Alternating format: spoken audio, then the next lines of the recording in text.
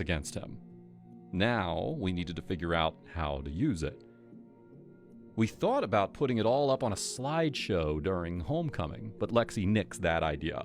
It would embarrass us just as much as him. Besides, he wouldn't even be there.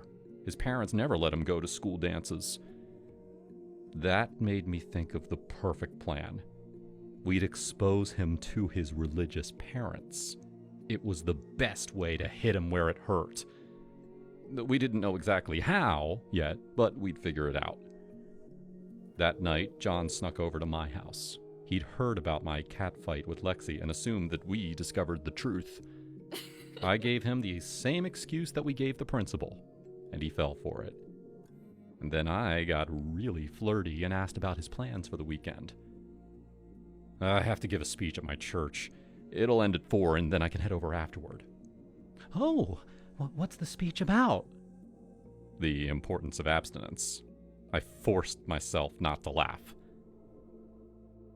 It was our last time. Felt great, too. No regrets. Especially since I secretly recorded his moaning on my phone. After he left, I called Lexi and told her to meet me on Saturday at John's church. Lexi distracted the church's IT guy while I swapped out John's PowerPoint for something a little less appropriate. Then we waited outside the church until John arrived. As he was getting ready for his speech, we went inside and took our seats in the back. He's Lutheran, so the event was a very serious affair. Everyone was dressed up and looking somber. The pastor, John's uncle, came out and introduced him.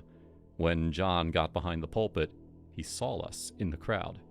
It felt great to watch him flinch. I'm pretty sure that he expected us to do something, but it was too late to back out now. He started his speech, talking about the importance of living a moral life. Then, he switched on his PowerPoint. The first image was him in his birthday suit. He immediately tried to switch off the projector, but since Lexi took the IT guy's controller, she switched to the next image. And the next, and the next. The entire church went silent, outside of John's mumbled excuses. He kept saying that the photos weren't him, it was AI, and that he had no idea what was going on.